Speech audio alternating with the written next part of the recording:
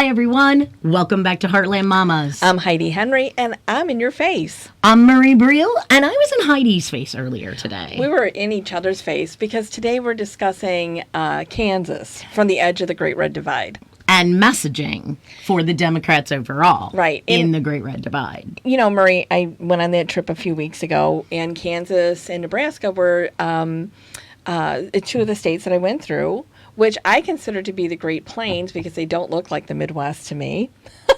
And they're very vast. But they still fall into that heartland category. Definitely part of the Great Red Divide and part of the disconnect we have from one another. And Marie, I was able to talk to people in their place of work. I was able to interview people on the phone, and I was able to get a real, I can't say a real sense of what it was like to live there, but I talked to a lot of people and kind of found out what makes them tick. Mm-hmm.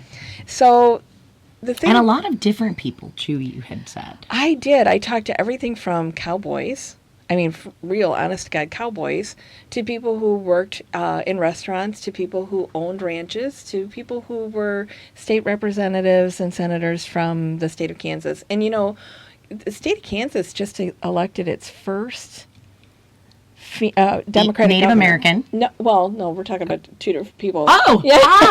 I'm go. talking about Laura Kelly, their new Democratic governor. And Laura Kelly won her election, Marie, on Medicaid expansion largely. And Kansas is one of those states that has not taken Medicaid expansion to the detriment of its citizens. And when she got in, or when she was running for election, the Democrats were already in their upper and lower house, and a lot of the Republicans and Governor Kelly, she was not governor then, but they ran on Medicaid expansion because health care is a human right, and it's so important to the people of Kansas. But once she was elected, the Republicans also in the upper and lower house in Kansas left her completely on a ledge and didn't vote for Medicaid expansion. So guess what's happening there? What? Rural hospital systems are closing all over Kansas because they can't afford it. And here's the truth about Medicaid expansion through the Affordable Care Act, through Obamacare, okay, is that the first few years it was paid for 100%. Now it's in the 90% paid for by the federal government. So it's not even costing the people of Kansas really anything to have free health care for your most vulnerable citizens. So here we are, all these years after, 10 years since Obamacare, and we still have states that have not taken Medicaid expansion, and we still have people who are sick and dying because they don't have health care in Kansas. So, Marie, it just really hacked me off. Well, yeah. So as you're talking, one of the big issues I believe you said is how the gig economy is really affecting Kansas, and it's affecting workers in Kansas. You would not consider cowboys part of the gig economy. But they are. But that term covers unpredictable independent employment. So those people who work for themselves. Yes. Who do Uber, Lyft, cowboys, landscapers. Yes, anything where you can be filed on a 1099, where you're paying your own taxes. You're not guaranteed a set amount of hours each week. There's some states have very few protections for 1099s. Well, yes. And corporations will very often exploit 1099s, where if they get temporary employees from some sources, then they become W-2s. Right. Even though it's not, they're paying and they have a W-2. These they prefer are the independent consultants. These are people who are not going to be paying into Social Security. They're not going to be paying into Medicare. They're not paying... 1099 still have to pay a ton in taxes. But it's not... Because my business... A predictable... my let me political clarify. consulting business It's not a predictable payment. Absolutely not. And protections... if I have a temps working for me, they can only work most states you can only work a certain amount of time, and then you have to be converted. So there's these protections for workers. Mm-hmm. Where with 1099s, they can keep you on indefinitely Oh, yeah. and pay you less and make you pay more Yep. and never have to convert you. You know, so there's less protections. Especially with the Cowboys, we're talking about how brutal the winter was last year and how many hours they had to put in on a 1099 and how it didn't help them with benefits. It didn't help them with... And the new tax code changes that Right. went into effect that were supposed to help the middle class actually caused significantly more damage to anyone who is in a 1099 situation. Right. People in 1099s were having a really difficult time, and it's gotten much, much harder. And the one thing that I talked They to... took away deductions. They took away your ability to have a home office. They took away your Yes. ability. They changed reimbursement. So if you're paying these things out of pocket for your consulting business, you don't get any of those benefits that used to be there for you. Well, I have a small farm and here in Illinois, and I lost over $30,000 in deductions for my very small business because I'm a sole proprietorship. And when people talk about the benefits of the Trump tax cut, I'm like, I have yet to see them. They weren't effective in my household No. or for anybody I know. So. No. So here's a couple of things that I talked to about. People are really, really scared about their health care. They really counted on this governor and their legislature, their new legislature, to bring this to fruition. And the Republicans promised to do it during the election. Promised. That's how they got reelected or got elected. It was promising it. Yeah. And now the Democratic governor, she said that as well, and she decided not to push it. She dropped the issue. And Well, the Republicans came out and said no. It made it to the floor and failed. So it never got to her desk to sign. So Did she hold their feet to the fire? I think she did as much as she could. I mean, I don't live there, but the sense that I got from the people that live there is that they just felt very let down by their politicians. But their politicians didn't care enough about them. And, here's hopefully they remember that in 2020. Well, I hope so, because here's the thing. See, you're going to lose areas. Well, here's what I know is that the largest employer in Kansas is Koch Industries or Koch Subsidies. Now, if you all don't know who the Koch brothers are, you should. You owe it to yourself. They are a global conglomerate. Strictly from a financial and investment perspective, they have control of the market in the paper industry, Right. in oil, in pipelines, in minerals. Yes. And they oh my goodness. So I know you're going to know some of these names. Georgia Pacific, Oh, yeah. Guardian, Yep. Molex, Molex, right? Koch Industries, of course. Flint Resource Biofuel. So they have so much, and their headquarters is in Wichita. Right. And 4 of their major global headquarters are in Kansas. They're the I'm gonna give you largest. the groundwork there. Yeah, they're the largest employer. They're out in that, and then the federal government, and then surprisingly, after the ranchers is the Dairy Association. The National Dairy Association is headquartered there, and dairy is under tremendous financial pressure. And we right mentioned the problems in Wisconsin and the Yeah. struggles that they faced. Georgia. Yeah. Indiana, and Sonny Perdue came out and said that family Sonny dairy farms Perdue. just need to go the way of the dinosaur. You know who needs to go the way of the dinosaur? You. Sonny Perdue. And that entire motley crew that has no understanding of anything outside of their own selfish needs. That's right. Their own selfish desires. And here's one thing that I noticed when I was in Kansas, that almost everybody is on some kind of Assistance. some type of, Social support.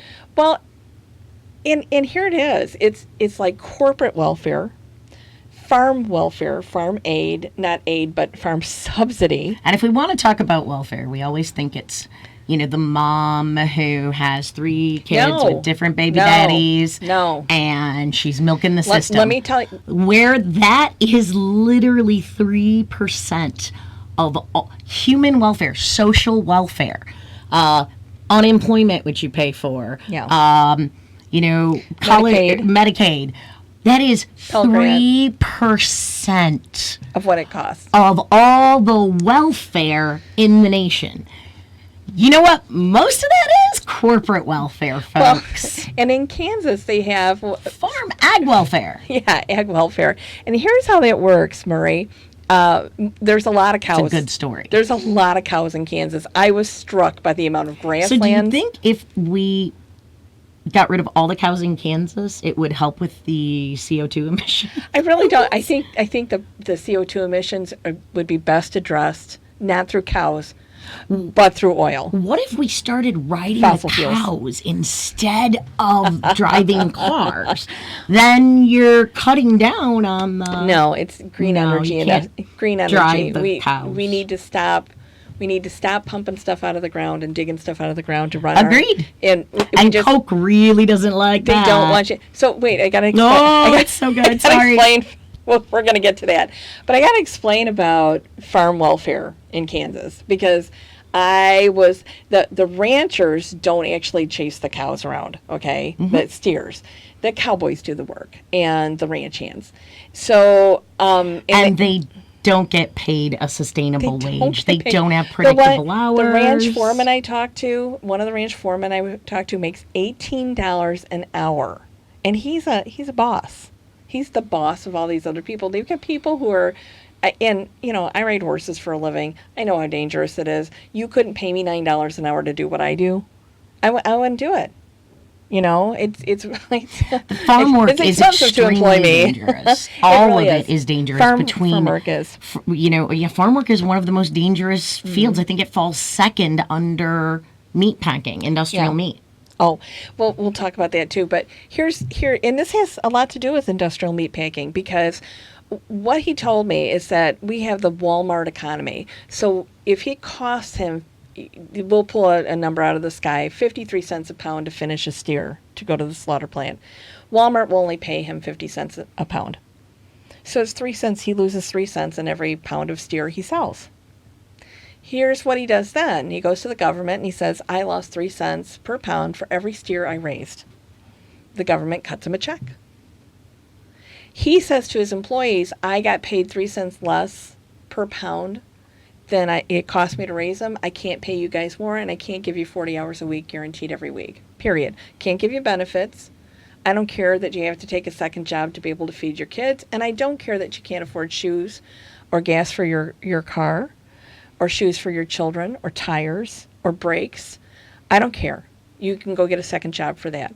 And I don't care that you don't have health care. Maybe you should manage your money better. Oh, yeah. Or pull yourself up on your bootstraps. And Yeah. as one guy in the Sip and Go told me, Cowboy boots don't he goes, have boots. I don't even have boots anymore. He goes, the boots are gone. And he was wearing flip-flops. He said his boots were sweaty. But anyway, so that's farm welfare, okay? In order to make Walmart have the cheapest price of meat, and every single buyer of meat wants them to meet Walmart prices, okay? Every single one. And in order to do that, they have to lose money. And now I know people who have lost their businesses because they've had to conform to Walmart's buying model, okay? And Walmart will write a contract, and then they will fight you rather than pay you, so they don't have to honor the contract. And that's just their business model. You know, that's how they do things. So now you have people in there that aren't making enough money, but the people that own the ranches also have an oil well on their property. Every pasture's got at least 1 or 2 pumps going. And one person pointed out to me that those pumps sat idle for years. They weren't pumping oil out of the ground until the Trump administration got rid of the ethanol waivers and made sure that they didn't have to add ethanol to the fuel, which hits Iowa square in the nose, okay? And Illinois. And Indiana. And Indiana and Ohio and Nebraska and and Kansas, all corn growers. So once that happened, they started pumping oil out of the ground again. And who is the leading oil magnate in Kansas? That would be Koch Minerals. Yes. So it's all very secular. Koch Koch pipeline. Yeah. Koch minerals. Yeah. Koch biofuel. Yeah. They are energy heavy. And Let's Koch just say that. biofuel is getting subsidies from the federal government because they're losing money because nobody's adding It hurts my corn. brain. I know. Nobody's adding ethanol to gas because Trump told them they didn't have to. Absolutely every level. You know it. Now, the other thing that And they we also need don't to pay any know- taxes. Yeah, okay. Now, the other thing we need to mention here, I Yeah. think those of you who've heard us would probably know pretty well who the Koch brothers are beyond a financial perspective. They are also one of the largest financial backers of Republican candidates Yes. across the nation at the state, local, and federal level. Let me tell you how they defeated Medicaid expansion, Murray. Ooh. Kansas people take care of their own. They take care of their own. They don't need any of that Obamacare, that ACA. They take care of their own. Let's leave it to the churches and the families to take care of their own people. You can't, as a family, can't take care of your loved one that's having a heart attack. You can't take care of your loved one that's going through dementia or cancer. That is for medical staff. And I don't care whatever Koch brothers left, because there's only one. I don't care that you think it's going to save you money in the long run. People need health care. These are basic human rights, for God's sake. I have always been blessed to have great health care. It's cost me a fortune to have it. It's cost me everything at times to have health care. But people have to have it. And when I pass these rural hospitals, when I'm driving through Kansas and Nebraska, that are smaller, Murray, than the horse stables and indoor riding arena that I have. They're smaller buildings than the buildings I keep my horses in, for God's sake. And they're closing. So now instead of driving 2 hours to the hospital, you're going to have to drive all the way to Wichita or Omaha. And then that puts a lot more burden on the emergency response. Oh my team. gosh. Sometimes it's one... So local areas that have, EMTs or paramedics. And they're all or fire volunteers. department. Yeah, but, they'll have to have more training Right. and be more medically proficient. And they don't. Because in cases of emergency, Right. there's no one there to help. The life and death situations are left to people who are volunteers on call to get up, get dressed in the middle of the night, and drive 2.5 hours to your house to pick up Grandpa because he's fallen and broken his hip. That's what you're left with, Kansas, and that's going away. Or driving home, roads are slippery, slide and hit a pole, another car crashes. You're sitting out there for an hour and a half in the freezing cold praying that everybody makes it. That's Koch brothers And then telling another you, 2 hours to a that's hospital. the Koch brothers telling you that you can take care of yourselves, that you don't need And the Medicaid thing expansion. about that is that they really push that narrative religiously. And that narrative has been around for a long time. the It wasn't Republicans are the- that it just popped up, with the Medicare we take expansion. care of our own. But it does, the churches, that's a narrative of political philosophy that says, our churches will take care of, and so, that's why churches Yeah. churches are tax-free. Yeah. They don't pay any taxes because Yes. a part of what they do I is know. provide services for the community. And, well, if they're not paying any taxes I know. and they're providing services, who's funding those services that they're providing? Right.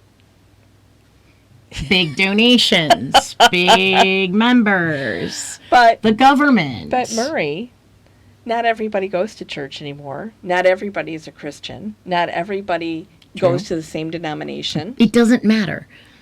And I think here's why it doesn't matter, because they have such a strong influence. Oh, I know. And this ideology goes back so far. It I goes know. back 50 years. Oh, it goes that back. or further than that. That churches, oh no, churches will take care of you. Yes. And you're right, not everybody goes to church anymore. Right. People are different denominations. Not every church is. Listen, when the federal government was giving people 160 acres and a mule to get them to move to Kansas, that may have been true. That may have worked, but that was also back before the Little Bighorn, and which was a different state.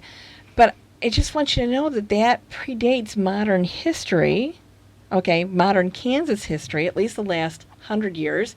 And we have to understand that people have moved on since then. Number one, the population's much larger. Although I've noticed in Kansas and Nebraska that they keep their poverty is in town. The people who live in the country, like when we went down... Well, because they're ranchers. Right. Because they can afford land. Yes.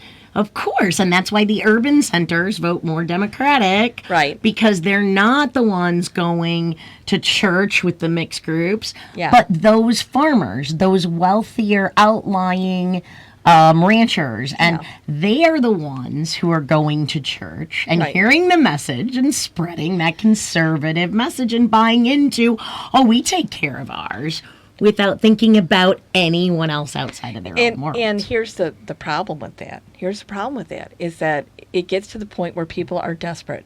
And the poor that live in the cities are preying on the poor that are living in the cities. The incidence of drug addiction, alcoholism, infidelity, AIDS, HIV, everything you can imagine is higher. Domestic abuse, child abuse, lack of education is higher because the people who have the money tell the people who don't have any money that we will take care of one another. And you know what? Poor people can't take care of themselves. How can they take care of somebody else? And those are the Period. people who have the biggest heart and would try the hardest. Oh my God, to take yes. care of someone else. It seemed to me like everybody I met out there was either on Social Security. Farm welfare. Yeah. I'm talking about just the individual people. So Social Security, SSI for disability, Medicare, Medicaid, nobody was like earning enough money to support themselves. It was, except for the people I talked to that were either in government, at the upper levels of employment, at the largest employers, in medical care, but I'm talking doctors and nurses, okay, because CNAs also had that kind of spotty employment. So those people were doing okay, but then there was a whole lot of other people that couldn't make ends meet, okay, that were not sure how they were going to feed their families, and I understand the redneck philosophy of, I can take care of myself. You can and you can't. You can if the hunting's good. You can if the firewood is enough for the winter. That's just, it all goes back to the myth. We are not pioneers anymore. We don't need to, we shouldn't have to depend on if the bird hunt is good or the duck hunt is good or the deer hunt is good this year, and if the wood is enough for the wood stove. And we're not saying if you live in Alaska and you hear this, or some very remote area, and that is how you choose to live off the grid, I would wonderful. like that.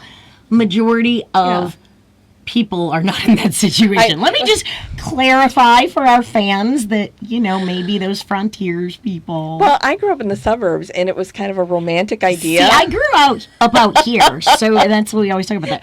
Well, one thing, though, that I think is just incredibly interesting is looking at the political landscape of Kansas. Right. So remember when it was passed that LGBTQ people could not be discriminated on. Oh, and then we had that marriage was legal. Kansas is the home of Kim Davis, and if you don't remember Kim Davis, oh my God, what was she, like a 3-time divorced county clerk of some rural Kansas county or something, and she wouldn't issue marriages for gay marriage because it was against her religious belief. Oh, pearl clutching. So, but here's the thing with her: she lost her election to somebody who was from the LGBTQ community. I think the person she denied the license to. So ran for office and kicked her butt. So the people of Kansas stood up and said, "No, we are not Kim Davis is." And in talking to people out there, most people were very open and let's point out, so Kim Davis, county clerk, denies marriage licenses. What was And the that? people That was like 10 years ago. No, it was like 5 years ago. 5 years ago. 5, 6 years ago. Okay. And the thing is the people of Kansas don't want to be identified as Kim Davises. Right. And so now they have the first Native American, openly LGBTQ Democratic Dynamo House representative, Sharice Davis. She's a freshman and has done an amazing job. Yeah. So there's Kansas isn't what people perceive it to be. Some parts, as Heidi's going to talk about, are more like what you would think it would be. Yeah. But there are these areas, and there's this blueness. And those of you who are blue in Kansas, we know what you're doing. We love you. We will listen to you and help share your message.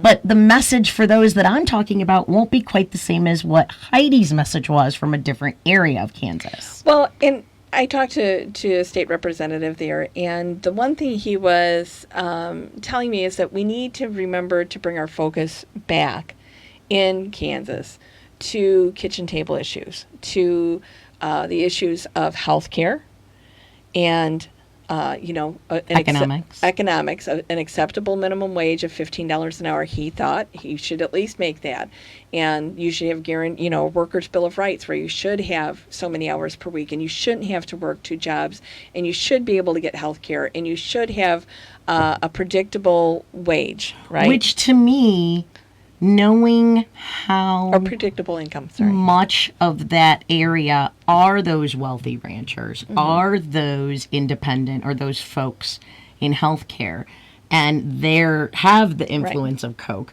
and they are.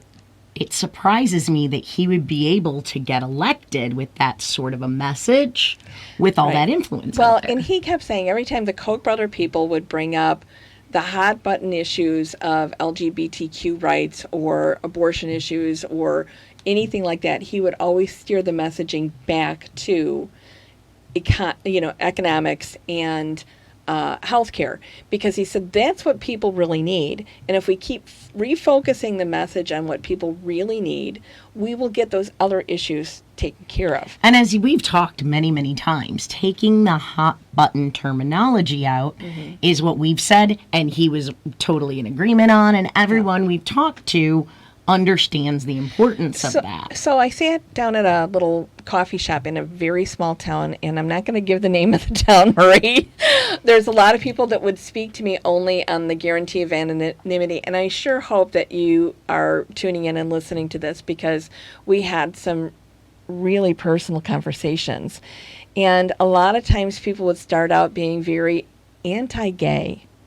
It was incredibly painful for me to listen to, because I'm from Illinois. I'm pretty and I've just never been anti anything. It's like, well, maybe anti-Trump, but but I'm anti-Republican. Yeah, but listening to them, and they would say, this is the best economy ever. And when I sat them down, and we were at a round table at one point, and I said, tell me exactly how your life has improved. This is one of our favorite questions to ask. How has your life improved since Donald Trump became president? How has your bank account grown?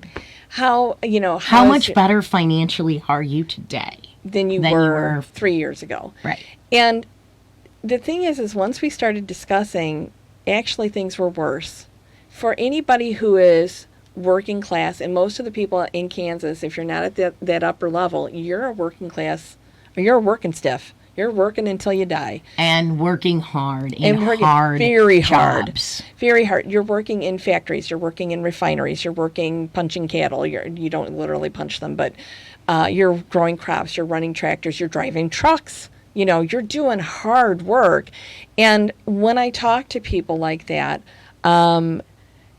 when you're a working class person in Kansas, you are working with the idea that you're going to work all of your life until you die. And nothing has improved at all for you. In fact, it's gotten worse for you in the last 3 years. Substantially worse in the last year and a half.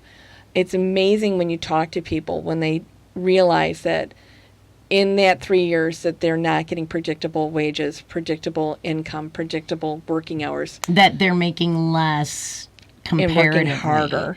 They're than they missing were. all of their kids' Little League games. They're missing all of their kids' school concerts. They're missing all of their family reunions, and none of them take vacations. That's their reality. It's the reality of, I think, most of America. But they feel they're alone. Again, we talked about the farmers, how farmers feel that they're alone. Right. We've pitted them against the world. Yeah. And we painted them as these Republican, conservative, loves Bigots. the farmers.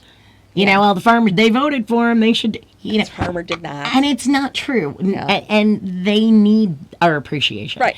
And it's the same thing in Kansas. Right. Everywhere you go. People classify them as uneducated, And they're not. redneck, whoop ass, Listen. gun-toting, stupid people. Not backwoods. Just Hillbillies. uneducated. And it's like, they are so not that. I mean, think about it. They have a Democratic governor. They have a Democratic LGBTQ Representative. Native American representative But in she's Congress. she's one of four. That's a darn good percent in Yeah. a state that 6 years ago denied a government official refused to follow the law. Right. Because of religious beliefs. But So I gotta say, they've come so far. They've got 3 other members of Congress and 2 senators that back Donald Trump completely. So, But support them, give them help. Kansas, you Call them. rock. We know you're coming along, much Yeah. the way we know Iowa is changing. Yeah. So as Democrats across the globe, globe war, U.S., yeah, U.S. we have to remember that you can't ignore these areas. You can't ignore these voices. Right. From these areas, and you can't the clump Great them Prairies. into being written off.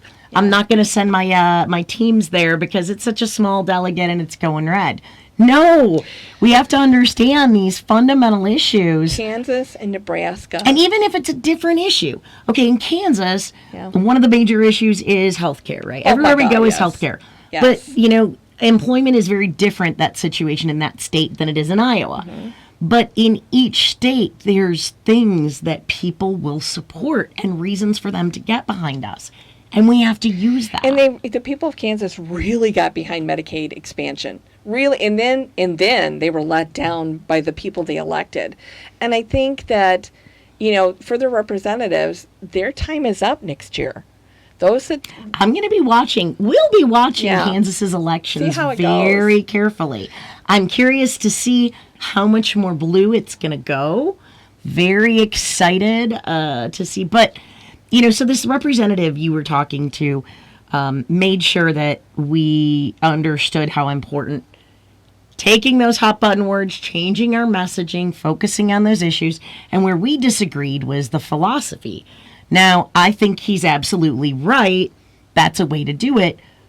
But I don't think that focusing on kitchen table issues, focusing on their pocketbooks, buying shoes for their kids, is going to be enough for those folks who are influenced by your church will take care of you, Koch Brothers. Yeah. And that energy they put in. And so the Koch brothers come at you with you're killing babies and you want, marauders to invade because you're against, you're for immigrants. And right. So you have this whole mentality and they're pushing this message with a ridiculous amount of money. And those people who are so ingrained in that message, they would rather cut off their nose To spite their face. than say, hey, I'm okay if my neighbor's gay. It doesn't bother me. Well, and I don't care if what you do with your life or what you choose to Yeah. do with your body. They won't. And I don't think... He tells me that he keeps steering the message back to the economy. And it worked because he got elected. Yeah. Back to the economy and back to healthcare. Now, he did tell me he was pretty burnt out after what happened, that it had hit him pretty hard. that it's frustrating when you think you're going to be making huge social changes, not socialism, social changes, bringing social programs to the benefit of the community and the people, and you find out that the Republicans are just totally on the Trump train with the Koch brother, the one that's left driving the, being the fireman on the coal car. So he's frustrated, and I told him, I said, I'm going to tell you what I tell everybody else. You got to keep working within the system. I know that he makes less money doing that. It takes up a lot of his time, and he wasn't the only one I spoke to, but he was probably the one I quote the most. What we tend to forget is that at least in different states, every state legislature is run differently. Yes. Some of them, because of the sheer vastness and lack of people, they only meet like every 3 months. I know. And then there are places where they meet 3 days a week, and it is written as a part-time job. Yeah. But it's not really a part-time job because it is all consuming the time. Yeah. And so, then you've got places. So it's all very different in each state. Kansas is huge, and to have only 4 representatives in Congress. In Congress for this huge, vast state. It's just vast. Now, low in population, that's why they only have 4. But, let me say this, too, about Kansas, is that as vast as it is, the difference between the have and have-nots is as vast as Kansas is. So I noticed huge income income disparities. Yeah. It was so evident in the people I met that everybody is working class, and that they're middle class. I think we talked about this with Iowa. Iowa's top income earners make up 3% of the state. You know what else makes up 3% of Iowa? People of color, people that are not white. And I had a very difficult time finding people that were not white in Kansas and Nebraska, too. I mean, it's a very... Try finding someone of color in Maine. It is whiter than white there. Yeah. So... No offense. And the thing is that you only know what you know, and that's not much. So if you don't know people that are gay or lesbian, if you don't know people who are queer, if you don't know people who are rich, if you don't know people who are, but different ethnicities, religions, right?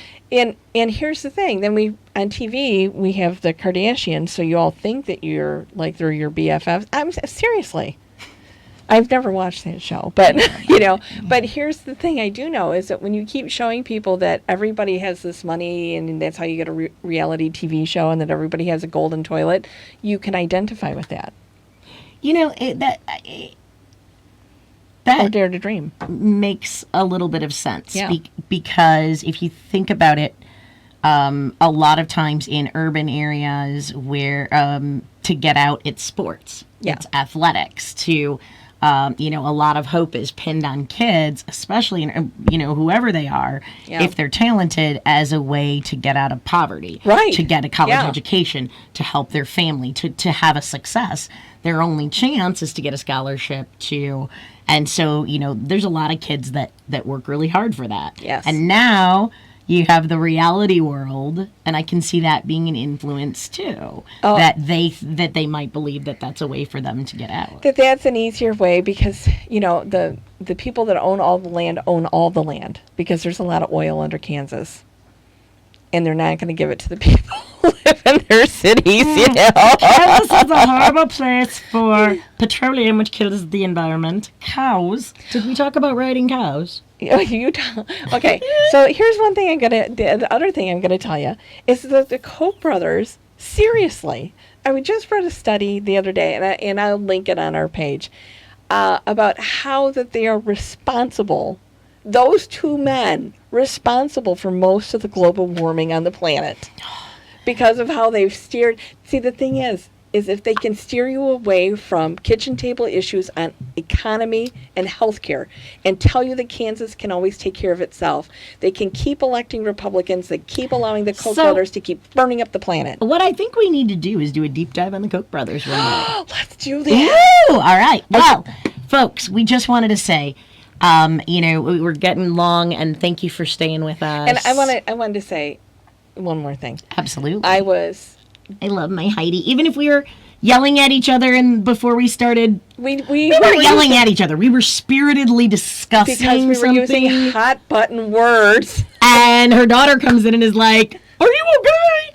But I just wanted to say, Kansas was without a doubt one of the most beautiful places I've ever seen. Kansas is great. I have friends so in beautiful. Kansas. It's an awesome place. I was swept away with the vistas and the views and and we forget how different each state is, like we were saying.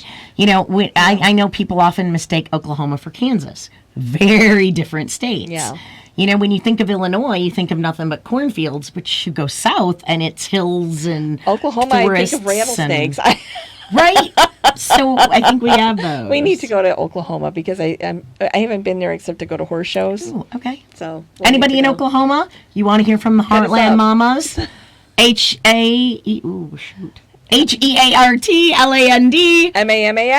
MAMAS.com. You can get us on Twitter, Facebook, our webpage, Buzzsprout, iTunes, YouTube, Google Heartland Mamas, and you will find us. Anyway, Kansas and to the rest of the Great Red Divide, thank you for listening. And it's happening. Listening to each other, spreading the message. We're a lot bluer than we think we are. Yeah. So we'll talk to you next time. Bye-bye. Bye-bye.